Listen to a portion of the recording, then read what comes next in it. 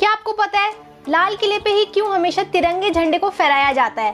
Cancer patients गंजे क्यों हो जाते हैं? चींटियां हमेशा लाइन में ही क्यों चलती हैं?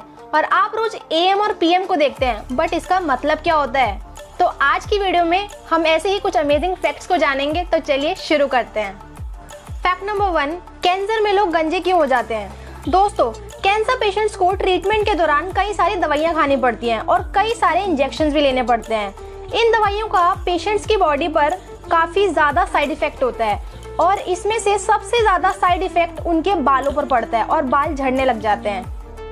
कैंसर में एक कीमोथेरेपी ट्रीटमेंट होता है और इस ट्रीटमेंट में बॉडी के कैंसर सेल्स को खत्म किया जाता है और ये ट्रीटमेंट बहुत ज्यादा स्ट्रॉन्ग और बहुत ज्यादा पेनफुल होता है, जिससे पेशेंट्स के बाल झड़ने लगते हैं और वो धीरे धीरे कम होने लगते हैं। और कई लोग इन्फेक्शन से बचने के लिए भी अपने बालों को कटवा लेते हैं, इसलिए आपने देखा होगा कि कैंसर में लोग गंजे हो जाते हैं। फैक्ट नंबर 2, लाल किले पे ही क्यों हमेशा तिरंगे को फहराया जाता है?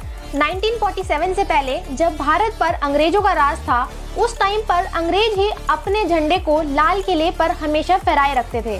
बट जब हमारा देश आजाद हुआ तो हमारे देश के पहले प्राइम मिनिस्टर जवाहरलाल नेहरू जी ने पहली बार तिरंगे झंडे को लाल किले पे फहराया था और उसके बाद से हर 15 अगस्त को तिरंगे झंडे को लाल किले पर फहराया जाता है। फैक्ट नंबर 3, चींटियां हमेशा लाइन में कैसे चलती हैं? अलग अलग क्यों नहीं होती? और इन्हें कैसे पता चलता है कि मैं इसी ग्रुप से हूँ और मुझे इसी लाइन में चलना है? तो दोस्तों, चींटियों के पास 2 एंटीना होते हैं जिनसे वो सूंघने का काम करती हैं। और आपको सुनने में थोड़ा अजीब लगेगा कि इन सब चींटियों में से इनकी एक हेड होती है जिसे क्वीन आंट यानी कि रानी चींटी कहा जाता है।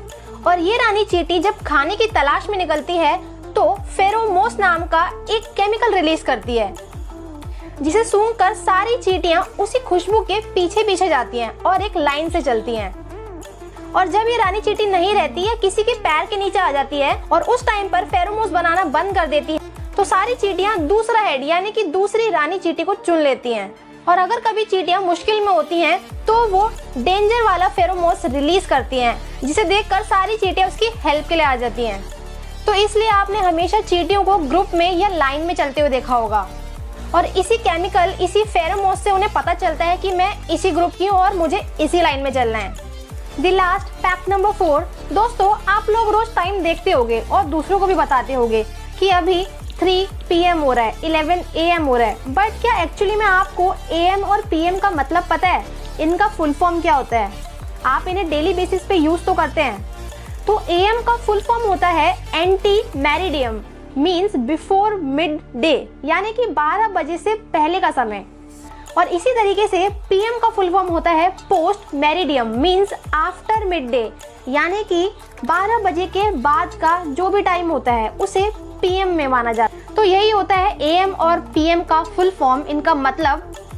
ये काफी लॉन्ग वर्ड है, इसलिए हम इनकी शॉर्ट फॉर्म को ही यूज करते हैं। अगर वीडियो पसंद आया तो इसको लाइक कर लेना, मुझे कमेंट करके बताना कि कौन सा फैक्ट आपको सबसे ज्यादा पसंद आया, और सब्सक्राइब भी कर लेना क्योंकि मैं इसी तरीके की अमेजिंग वीडियोस डेली लाती रहती हूँ। बाय बाय, मिलते हैं नेक्स्ट वीडियो।